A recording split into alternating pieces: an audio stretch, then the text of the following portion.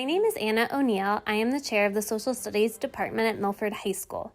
Every year on November 11th, the anniversary of Armistice in World War I, we honor our veterans who have served in the armed forces and defended democracy and freedom. Schools from across our district invite veterans and active service members into their buildings. We celebrate their accomplishments and they share their stories and experiences with us. Due to COVID-19, we are honoring our veterans and active service members differently this year. Many veterans responded to our invitation to submit video stories to share with students. We thank all the parents, grandparents, great-grandparents, and Milford graduates who shared their stories for our 2020 Veterans Day video celebration.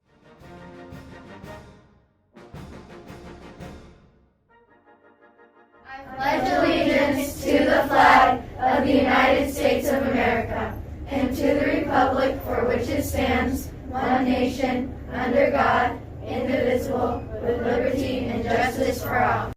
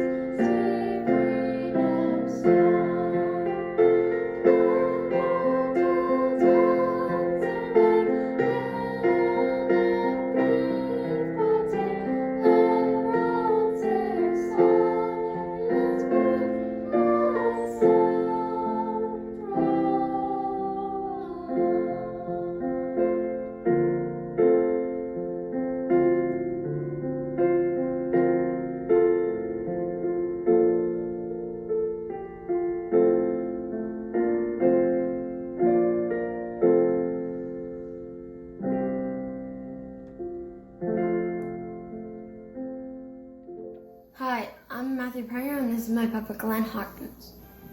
Hello. When did you serve? I served in the Marine Corps, United States Marine Corps from May 26, 1969 through December 13th, 1973. Okay. What did you serve in?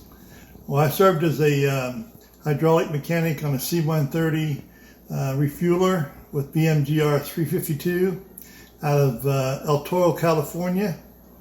I've worked on C-130 hydraulic systems, landing gear, flaps, anything to do with hydraulics on an aircraft. Why did you serve? I served because my dad was in the Marine Corps. He served during World War II. He fought at Tarawa, Iwo Jima, and Saipan. And I just figured since he served in the Marine Corps, I wanted to be a Marine too.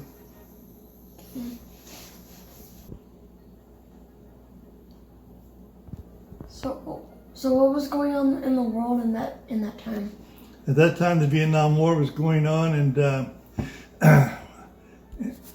because I was in the Marine Corps and we were a C-130 refueling squadron, we took F-4s and A-4s to Vietnam. We flew to Hawaii, and from Hawaii to Guam, from Guam to Vietnam, Da Nang Air Base, where we did mid-air refueling. We refueled the aircraft. A series of C-130s would take off, and then the jets would go from one aircraft to the next, refueling just like they would go and stop at a gas station to get gas. Well, that's what these jets would do. They would stop at each one of the C-130s as we were spaced out and pick up fuel so they could make it to Hawaii, then to Guam, and then to Vietnam. And then we would bring aircraft back from Vietnam, and we'd do the same thing. We would stake ourselves out over the ocean, and the aircraft would come to us, and we would refuel them, and then they would fly back to the States. And that's what I did in the war.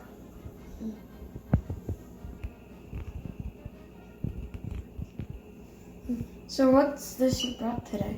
Okay, this is a C-130 aircraft right here. The only difference between this one and the one I worked on was that the pods right here were out on the edge of the wings, and this is what held the baskets that dropped down and dropped back, so the jets could fly up to it and connect to the pods, and we would give them fuel. And we would sit back here with the back tail open, and I would talk to the flight engineer up in the cockpit and tell them when the planes were coming up, and then he would talk to them through the radio, and then they would connect up, and then he would open a valve up front to release the fuel to the aircraft. But this is a C-130 right here. It's a 4-engine turboprop. It's like a jet engine, but these had propellers on them. The jet engines would turn the props, so it flew about 380, almost 400 miles an hour. Nice. Hi, I'm Kenneth Vaught, And I'm Ashley Bauer. and we are both active duty majors in the United States Air Force stationed up here in Cheyenne, Wyoming. We are both attorneys in the Air Force, and I have been in almost 10 years. I have lived in Mexico, Florida, Texas, and now Wyoming, and I've been deployed to both Afghanistan and Africa. I have been in for almost 16 years now, and I have been stationed in Illinois, Georgia, California, Alaska, Texas, and now Wyoming. And I've also been deployed to Afghanistan and to Iraq. What would you say was your most interesting memory in the Air Force? I have been so lucky to have so many great experiences during my time in the Air Force. I would say my favorite experiences when I was deployed, I got to help escort a Navy battleship into the port, and that was a lot of fun. That does sound like a lot of fun. My favorite memory was also deployed to Iraq. Since we are lawyers, our job is to prosecute people who break the law most of the time. But in Iraq, we got to help them set up their system of government and their courts. And it was very interesting to be able to help them build that from the ground up. So we just wanted to say Happy Veterans Day. Thank you to everybody who has served and is currently serving. And we are really grateful for everything that you have done, and we hope to do you all proud. Yes, thank you for all of your support. And a special shout out to the military kids, because they sacrifice so much too. Thank you for your support and making it so much easier on us. We know it's been hard on you moving around a lot, and you guys are awesome. Thank you for everything.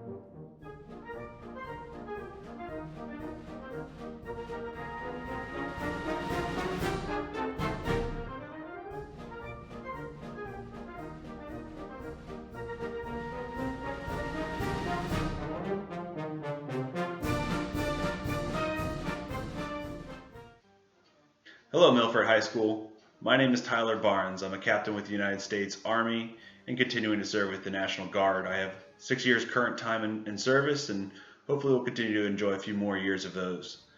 This is my third time celebrating Veterans Day with you guys, so I appreciate your continued invites.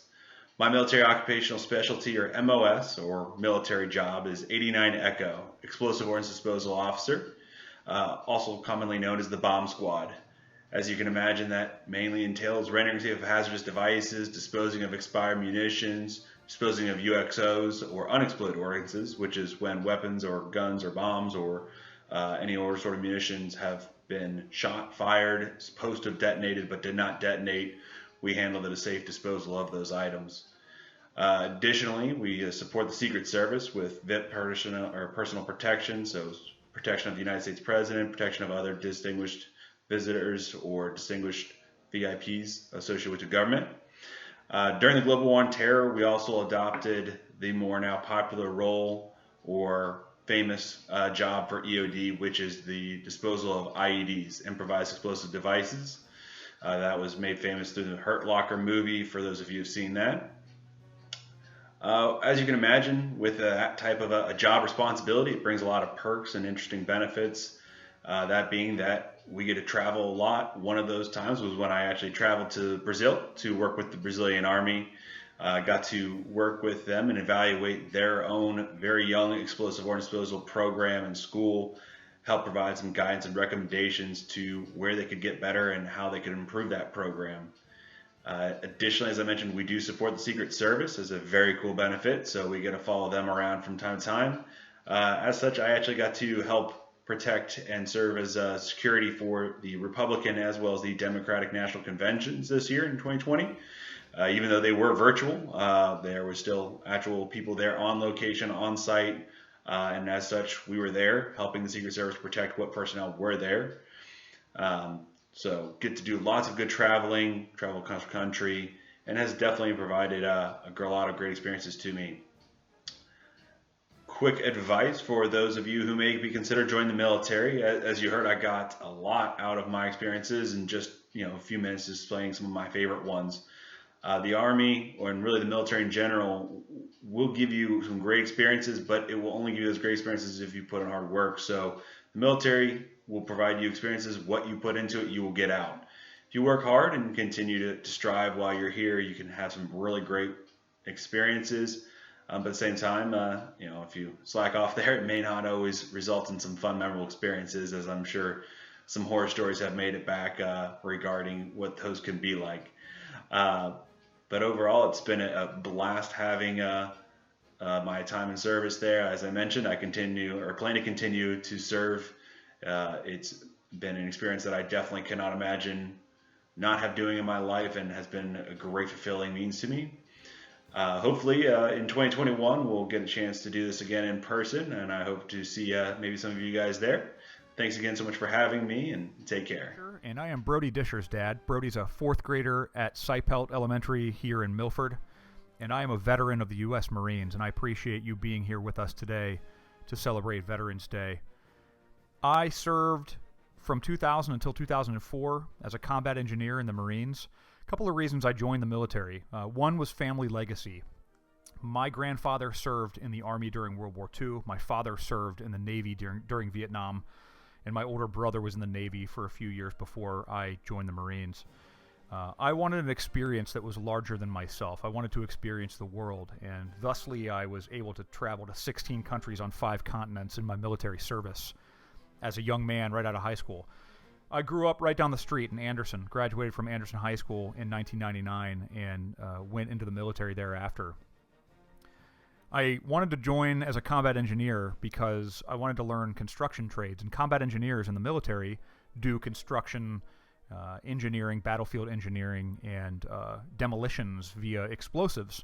The interesting and funny thing that I talk about in my military service is that as a combat engineer in my own respective service, I never actually ended up constructing anything. I thought I was going to learn construction trades and do that as a living when I got out of the military.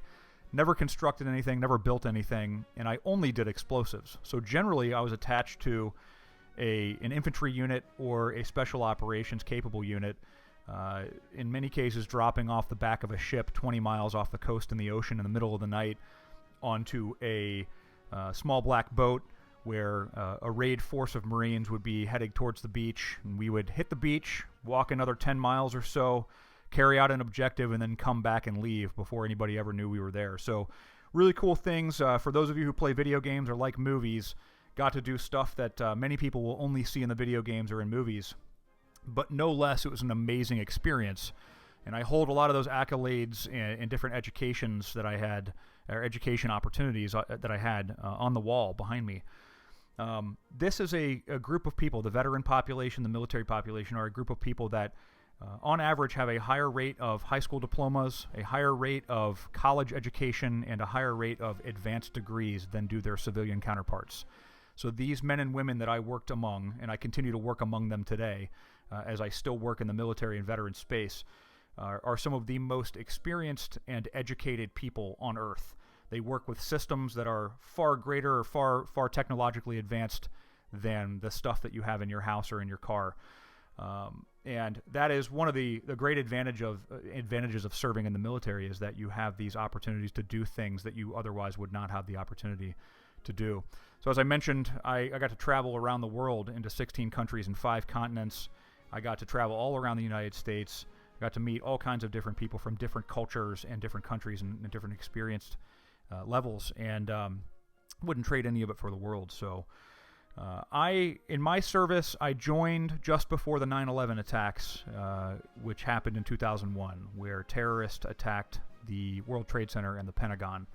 And so my experience went from peacetime to wartime in one day. I was leaving a Middle Eastern deployment. I had spent some time in Jordan, Saudi Arabia, Kuwait, Bahrain, and UAE on a series of ships. Amphibious ready groups is what they're called. And basically we're a bunch of ships with Marines stationed anywhere around the world so we can respond to things within 24 to 48 hours. And we were leaving that deployment. We were coming home from the Middle East when the 9/11 attacks took place. So my experience changed dramatically. My outlook in the military changed dramatically. I have a lot of friends who had a lot of experiences overseas thereafter, including myself.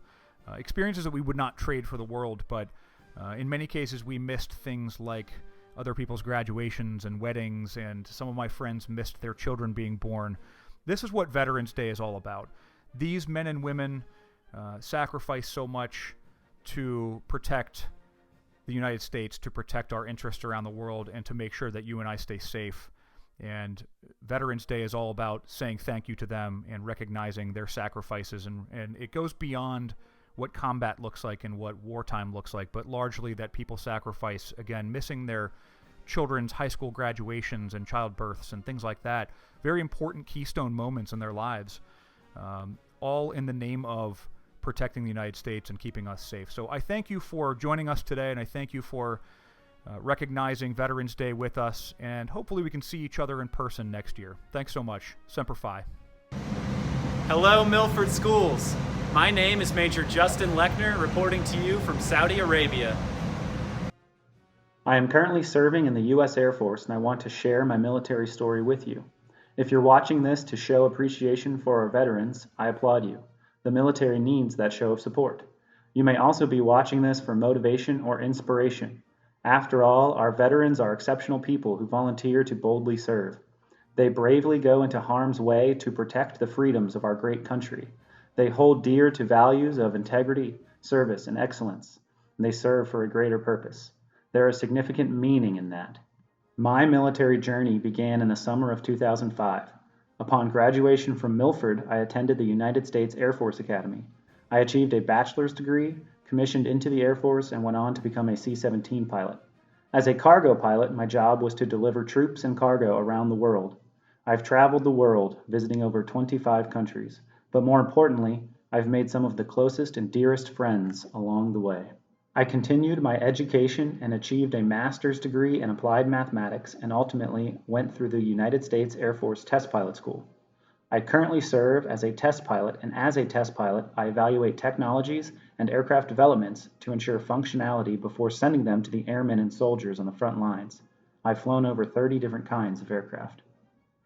Despite a list of accomplishments, such as gaining entrance into the Air Force Academy, completing an undergraduate degree with a double major in mathematics and physics, completing pilot training and qualifying to fly the C-17, achieving a master's degree in applied mathematics, and graduation from Air Force Test Pilot School, the biggest takeaway I could provide to you from my Air Force story is that I am remarkably unremarkable. In fact, I'm extremely average.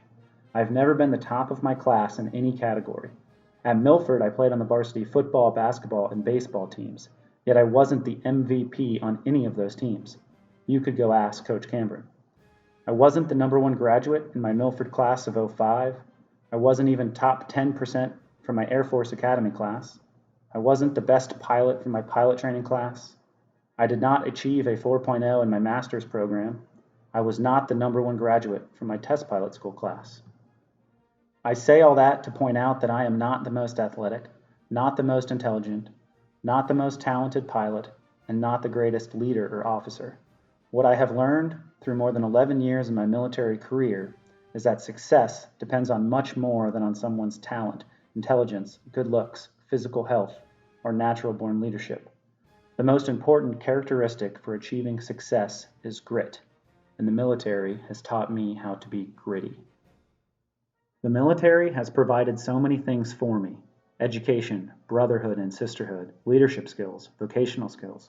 But it has also taught me how to think and tackle problems. My ability to learn and develop is not fixed. It is through this growth mindset that I continue to excel. When I do not finish in the top of my class, when I stumble or err, those are simply areas where I know I can continue to grow. Areas I can focus on to improve as an Air Force officer, as a pilot, as a husband, as a father, and as a person. Although these attributes of perseverance and resilience continue to be honed through my military service, their foundation was rooted from my experiences right where you are today, Milford, Ohio. I had many amazing teachers, mentors, and coaches to guide me. I had the love and support of caring parents who provided so many opportunities for me. So on this day when we thank our military veterans for their service, I also want to say thank you. Thanks to the whole Milford community for all your support. Go Eagles. What's going on, Milford High School? I'm Christian Combs. I'm a PFC in the Army National Guard as a Cap Scout. Right. My name is Lance Corporal Carrero. Went to high school in 2019, United States Marine Corps. What do you want to go into first? Let's first just talk about when we swore in, why we wanted to swear in, and then pretty much go from there, talk about basic training, advanced training. Okay, that works. All right, go ahead. So I enlisted October 25th of 2018, so as of now, 3 days ago. Oh, wow. Well, 2 years and 3 days ago. Okay. Went to MEPS, Army National Guard. Right after you enlist Army National Guard, you start getting paid. Your contract starts. Unlike him, who your contract started when you went to basic. Hey, that's when you're actually starting training. Yeah, well, I mean, I started training at Recruit Sustainment Program. All right. So I went up to Hamilton.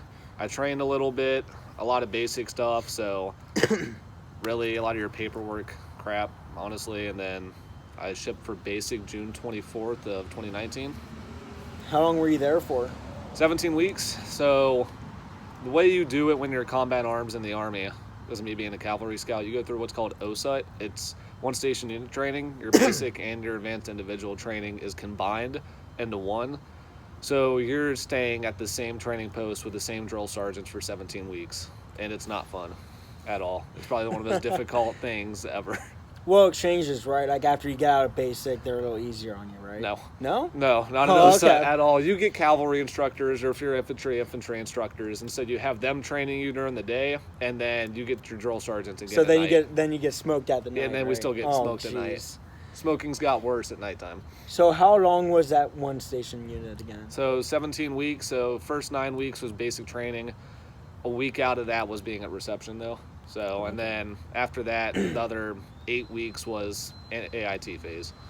AIT phase? Yes. Okay. What does that include? So, as a cavalry scout, we went ahead, learned all weapon systems, so machine guns, your automatic grenade launchers, learned how to functions check those, clear them, shoot them.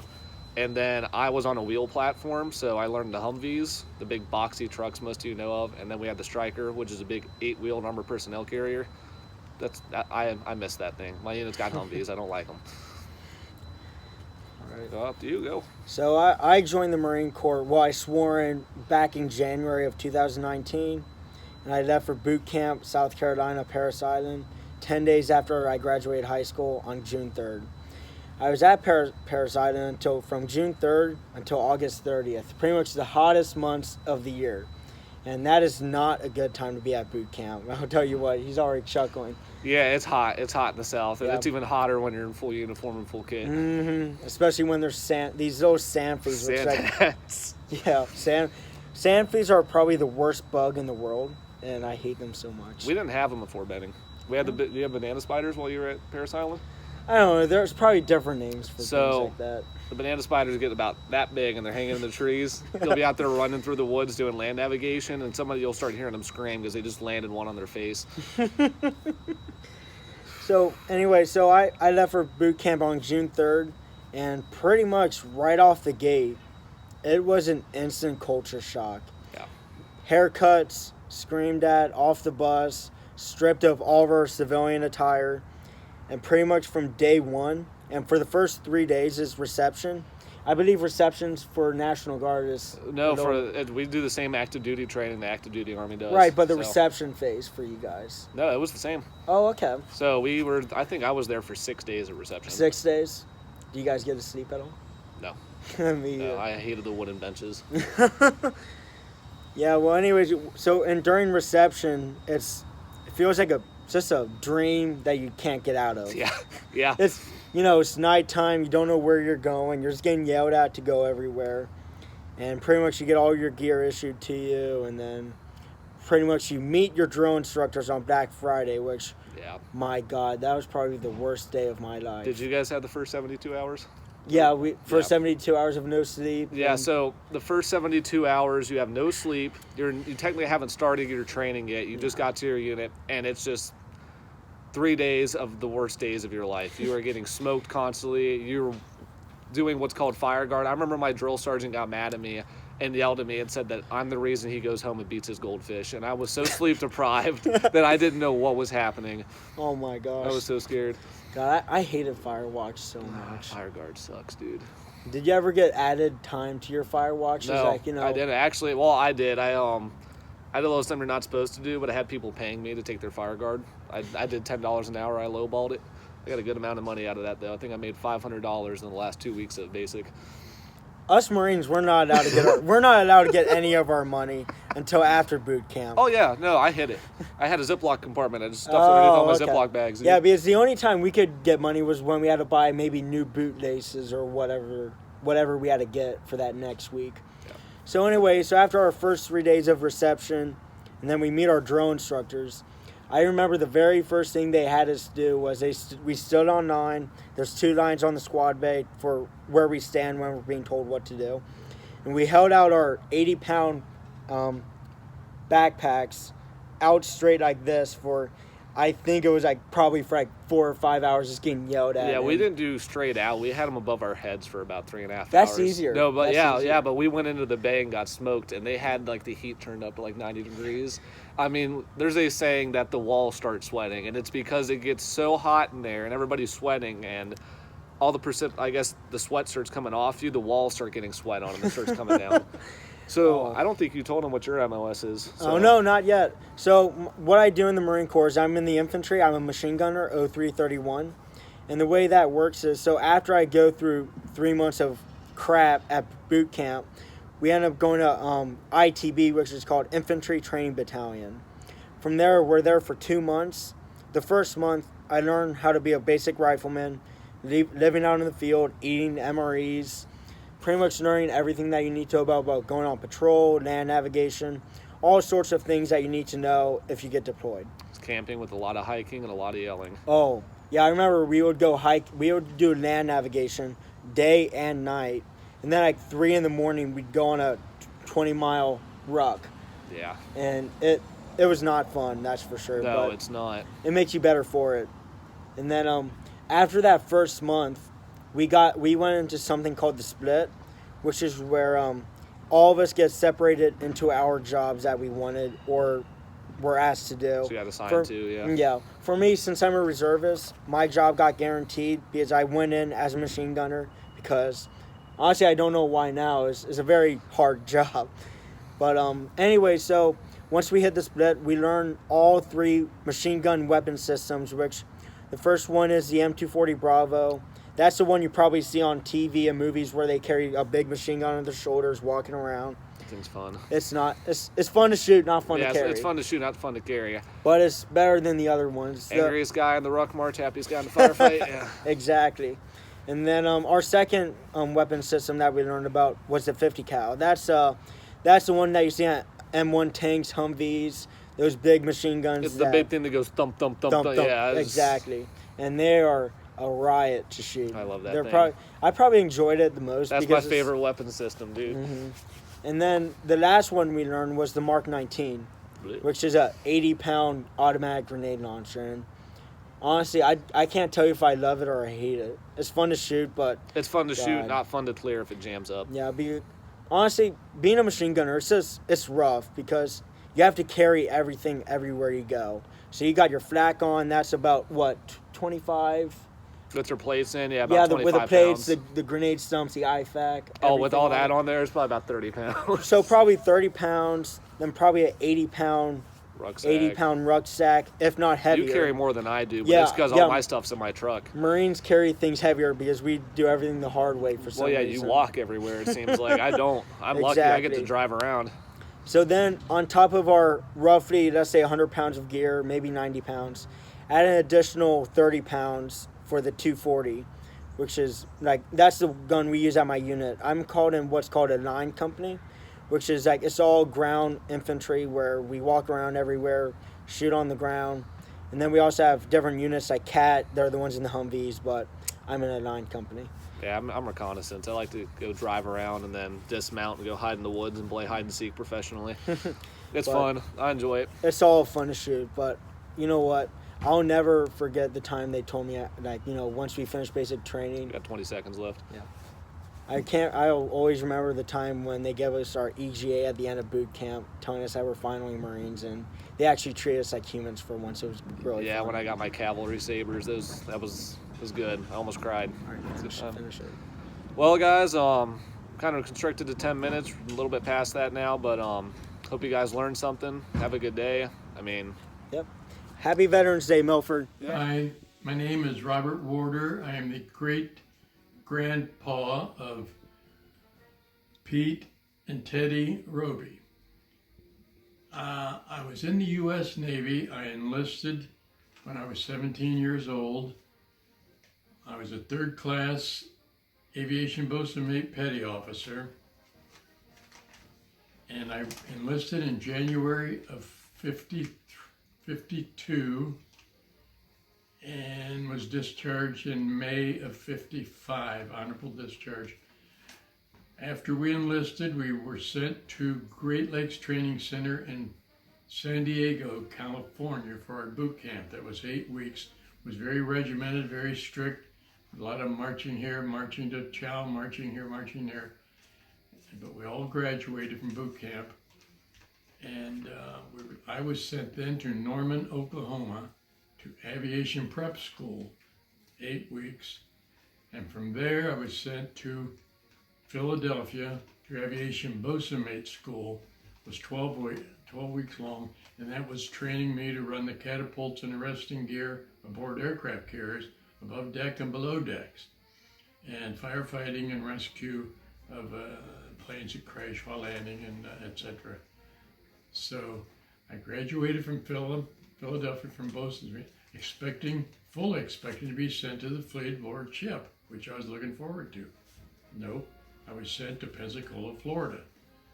I got down there, they didn't know what to do with me. They sent me to Ellison Field.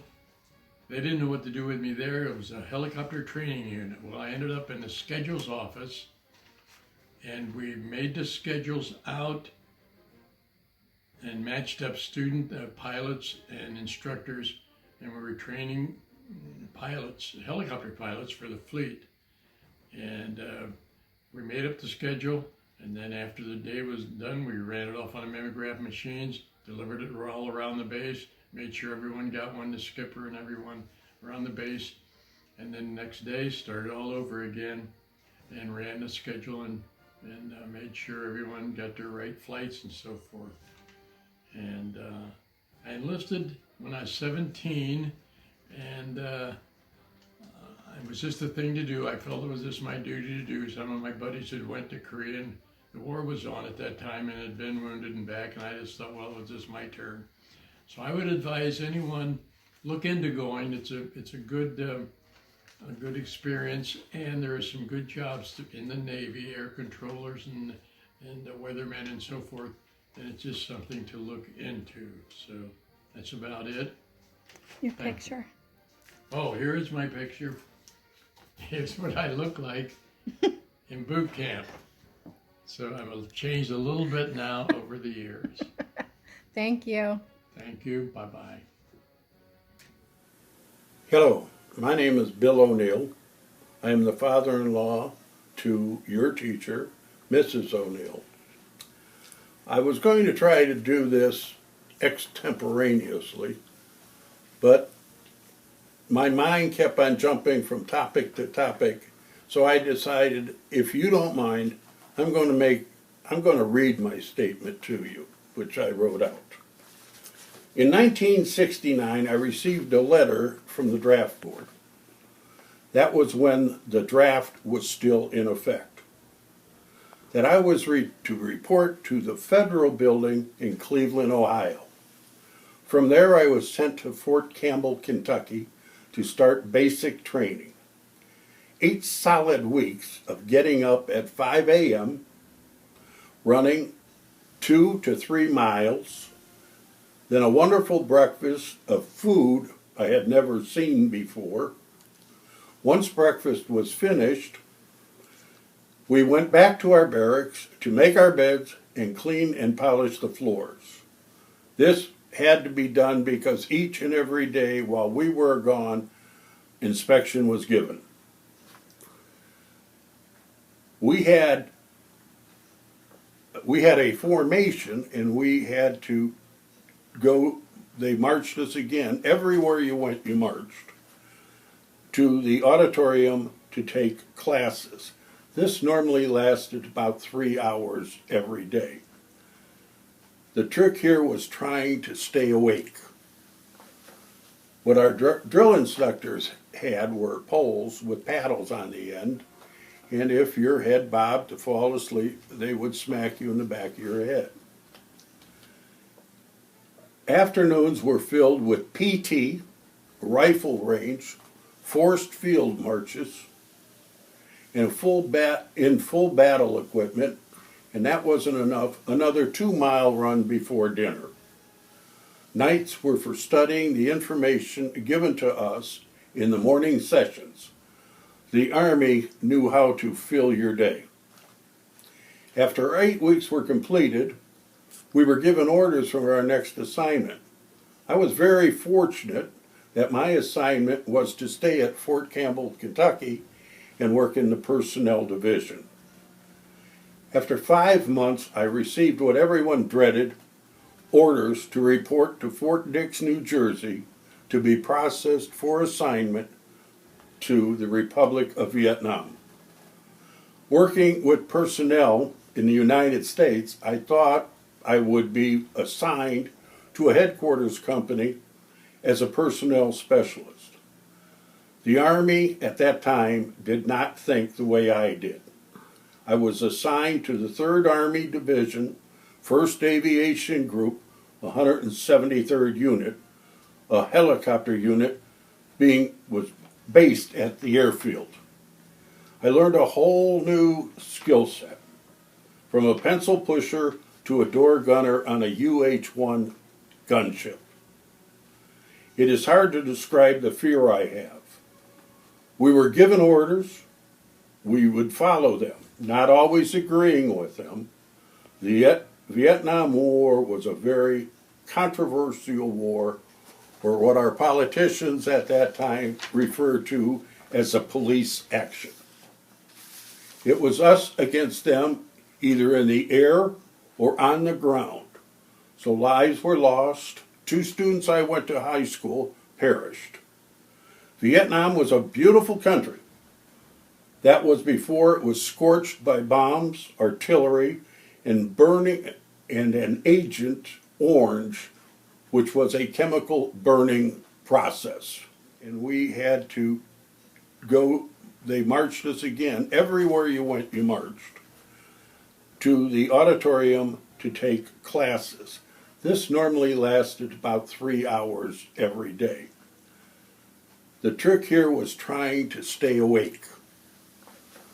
What our drill instructors had were poles with paddles on the end, and if your head bobbed to fall asleep, they would smack you in the back of your head.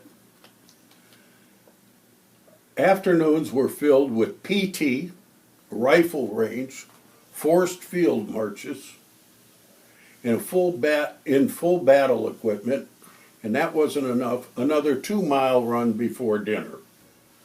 Nights were for studying the information given to us in the morning sessions. The Army knew how to fill your day. After 8 weeks were completed, we were given orders for our next assignment. I was very fortunate that my assignment was to stay at Fort Campbell, Kentucky, and work in the personnel division. After 5 months, I received what everyone dreaded, orders to report to Fort Dix, New Jersey, to be processed for assignment to the Republic of Vietnam.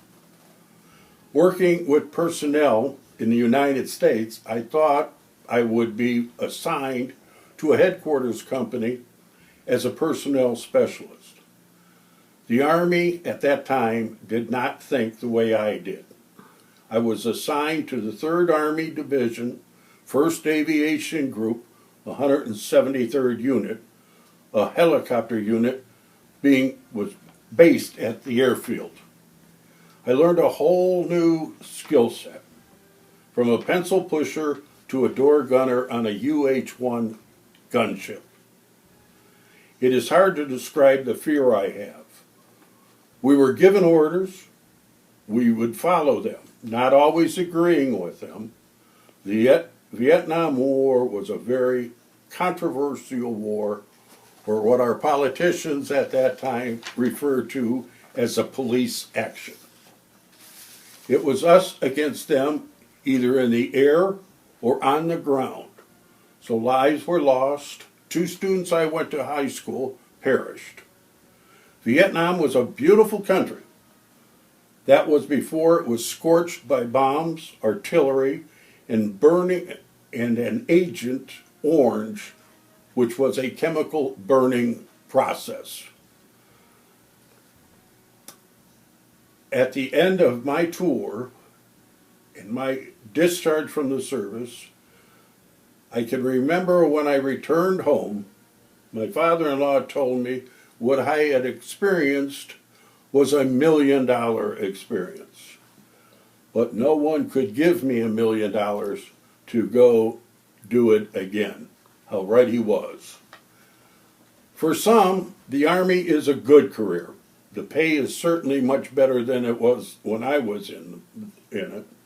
The benefits better, a great pension program, a way to go to college that the GI Bill will pay your way, great health benefits. Through the Veterans Administration, I'm receiving good benefits after my discharge. That sums it up. Not very exciting, but that sums it up. Some of you should really give it some thought about joining the Army, not necessarily the Army, but any one of the branches of the service. So, in closing, I wish you the best of luck, and no matter what you choose, and let's honor the people on November 11th. They deserve it. Thank you. My name is Dan Schauer, and I live in Wisconsin. I'm here at the invitation of my grandson, Carter Frilling, at 5th grade at Meadowview, and his sister, Audrey, at the junior high. Like many vets from any war, it's hard for me to talk about my experiences in Vietnam and not get upset. I get very angry and very sad when I think about the waste of young lives. I cannot watch war movies, or any movies, that show man's cruelty to their fellow man.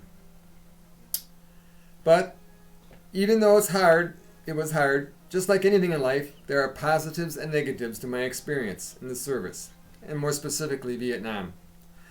I had a rather unique view because I was not a trained combat veteran or combat soldier. I was in the U.S. Navy, but never on a ship in my life. The reason I joined the Navy Reserves was because I was doing so poorly in college. I had no self-direction. I had no goal. I had no self-discipline, and consequently, I had very poor grades. I was about to get drafted. So I thought, maybe the reserves are for me. So after 3 months of training, I flew to Vietnam on my birthday. My first job kept me working pretty much in an office. For every one soldier in combat, there are 7 soldiers behind him or her, supplying him. After a few months, and because I worked at learning the language, I was asked to join a small specialized unit working with local villages. Our unit of 5 guys were the only ones allowed in downtown Da Nang because it was too dangerous. Often, we went out to the villages to learn what we could do for them, what they needed. The goal was to get them to like us, to trust us, so that they would give us information about what the Viet Cong, the bad guys, the VC, were doing. On the other hand, I never knew who I was dealing with. The farmer I was talking with could be a VC at night. In fact, this did happen to one of our guys who got taken away. But I was able to do positive things. I was able to supply villages with medications. I helped in terms of building an orphanage, a school. We diverted waters so that their rice paddies would flow better. So they trusted us. They liked us. Many villagers, though, worked hard to protect us. They risked their lives for us. So I was able to develop very positive relationships with them, and it was very hard for me when we lost any of them. We slept with them. We ate their food. I stayed in their homes. And this is why today I am able to travel around the world to faraway countries and sleep with different families. Last year I was in China. Previously I was in central Borneo sleeping with indigenous tribes. Vietnam taught me to always learn something about culture and respect that other people do things differently, not right or wrong. Vietnam vets were not welcomed home. No warm videos showing surprise homecomings. When I came home, all I wanted to do was blend in and forget. There are many ex-military who suffer years and years after their service. They suffer painfully. Many are homeless, are ex-military. There's too many suicides.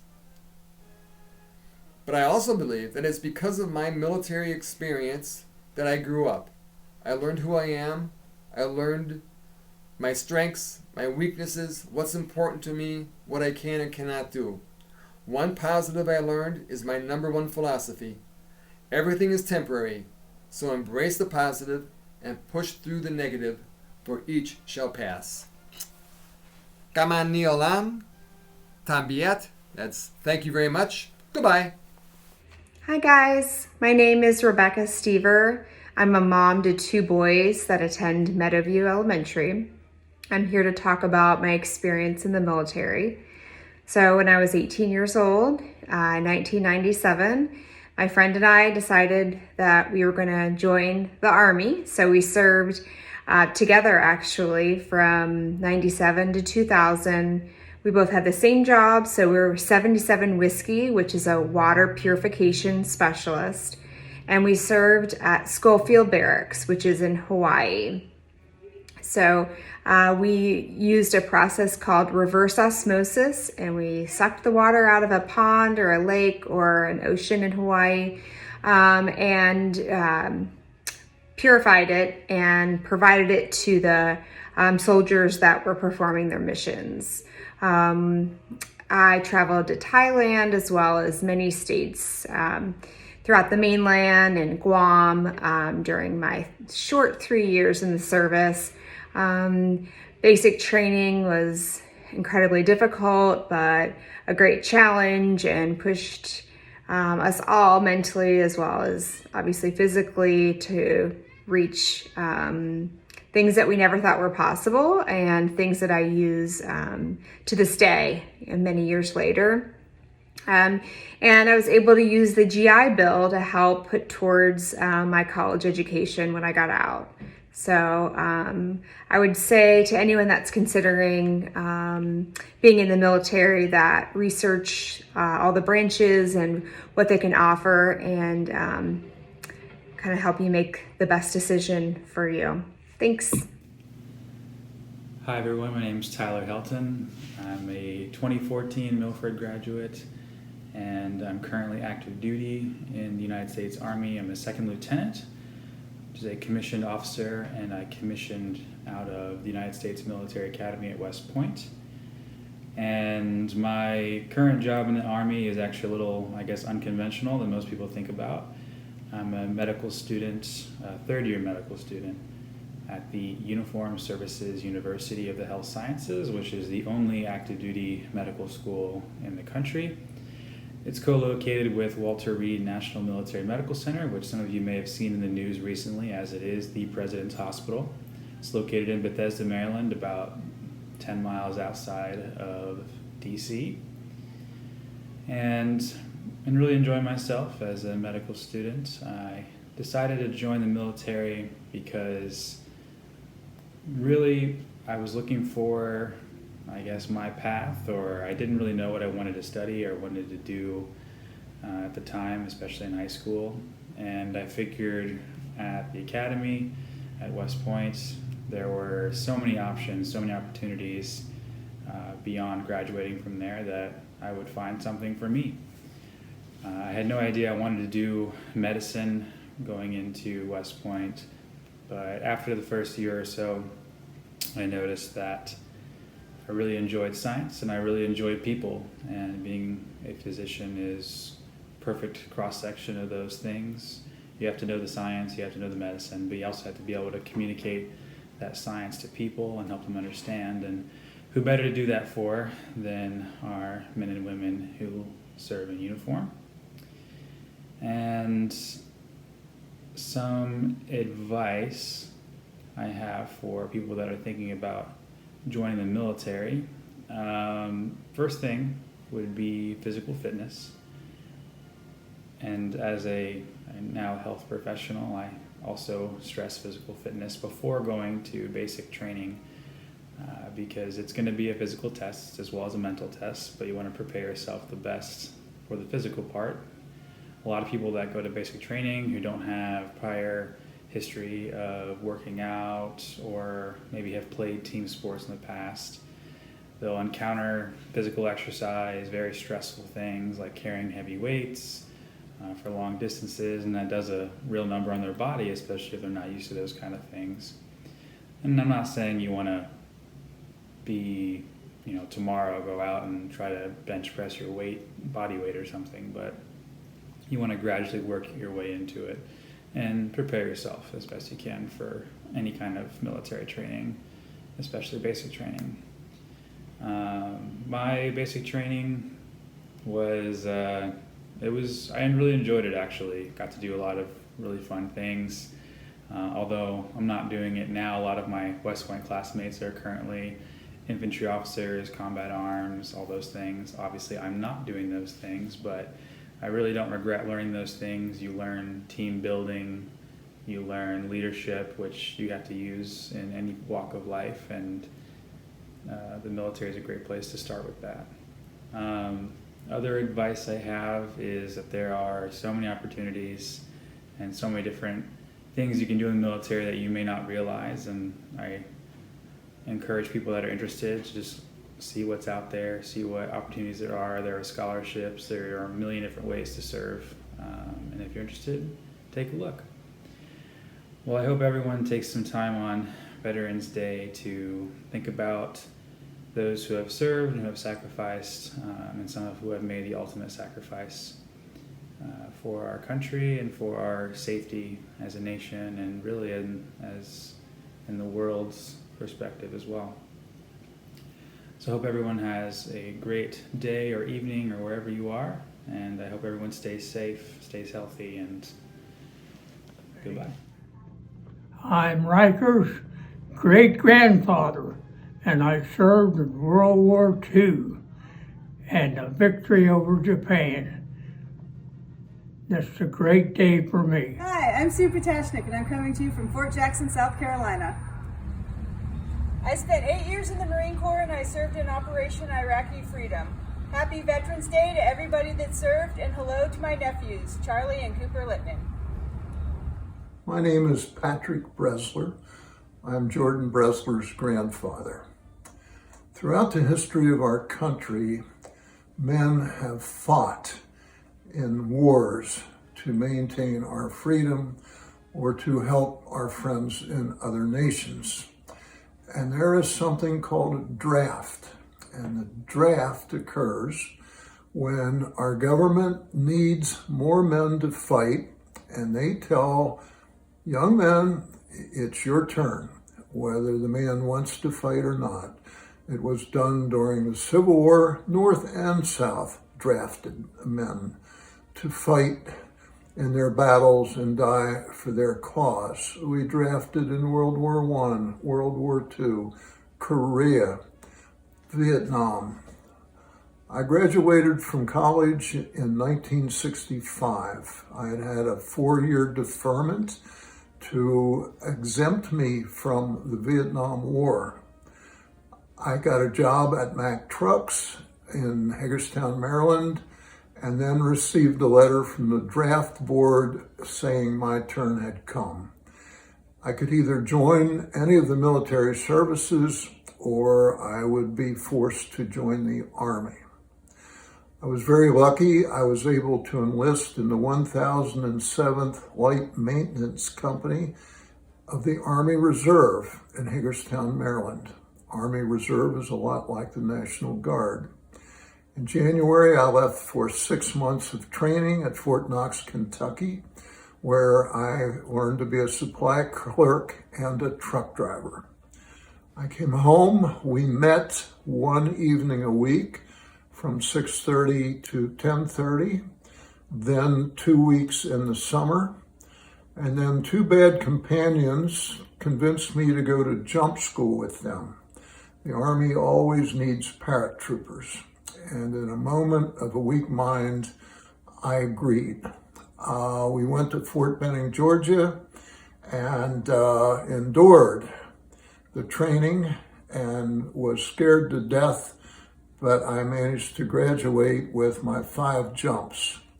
Then these 2 guys said, "We think we're ready to become a Green Beret." And I said, "You're nuts." The trouble with bad companions is they will force you into their method of thinking. 3 of us went to Special Forces training, and 2 of us were awarded the Green Beret. Here, I could not find my beret. I looked all over the house. I found a lot of other stuff I forgot that I had. Couldn't find it, but I still have my uniform, which is here. I went TDY, which means temporary duty, to the 82nd Airborne Division and became a jump master. And this is called a Master Parachutist badge. It's the highest rating that you can get. I jumped out of 107 airplanes. The last one sent me to the hospital with a dislocated shoulder and 2 breaks. And after that, I could not stay in Special Forces. I jumped out of a plane in Thailand. This is the Thai Master Parachutist badge. I was always very proud of it. After my accident... Show it. What? You couldn't see it? After my accident, I was transferred to the West Virginia Military Academy, and this is their patch. You never lose your Special Forces patch. That's a special identifier.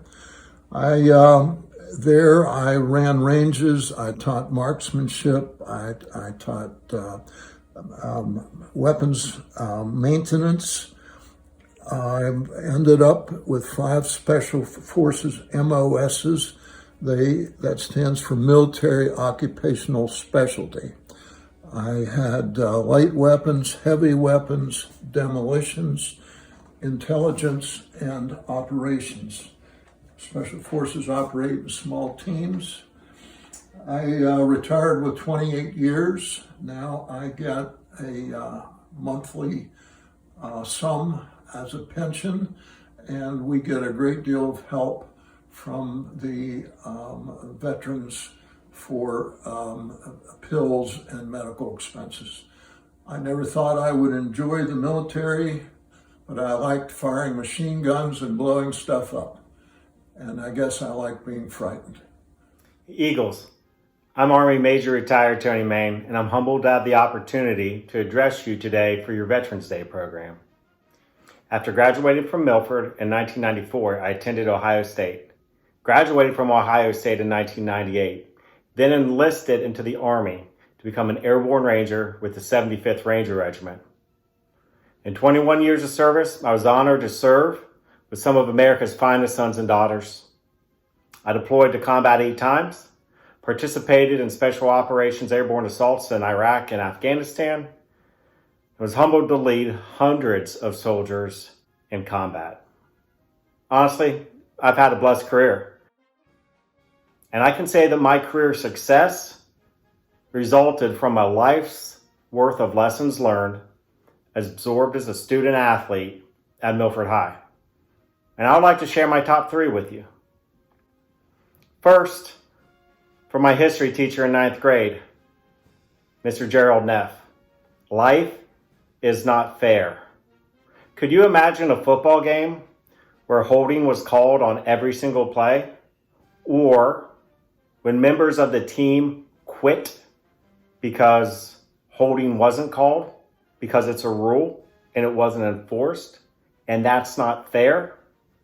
That lesson learned from Mr. Neff's class paid huge dividends in combat when life is not fair, when losing soldiers, your friends, but continuing to fight.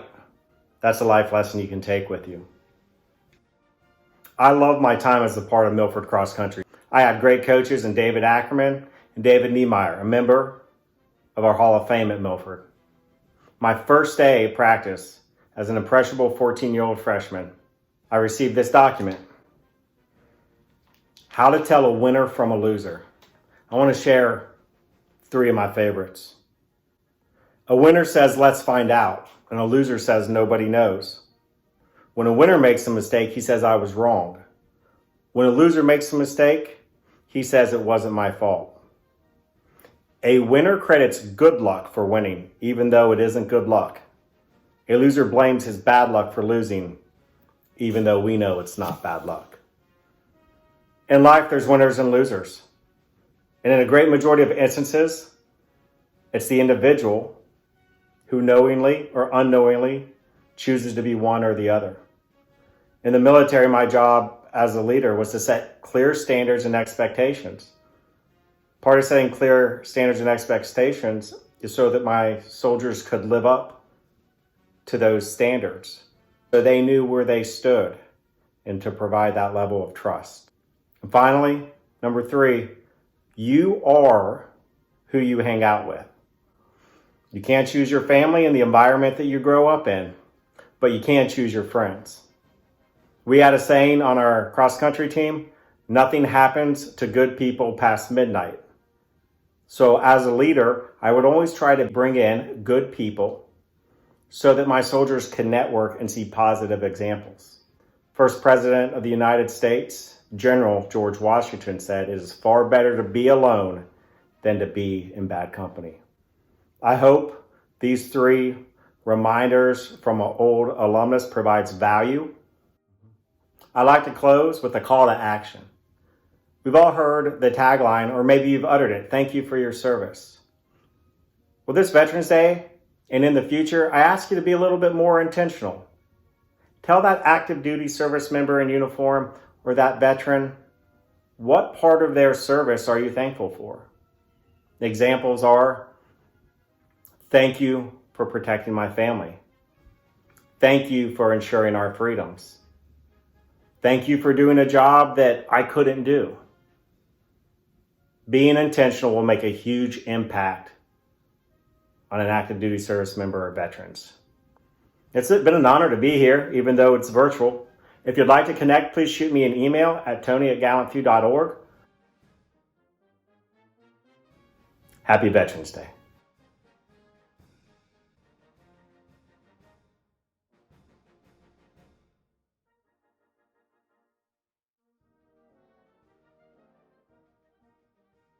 Hello, my name is Kylie Hicks, and on behalf of the Milford community, I'd like to thank you for your service.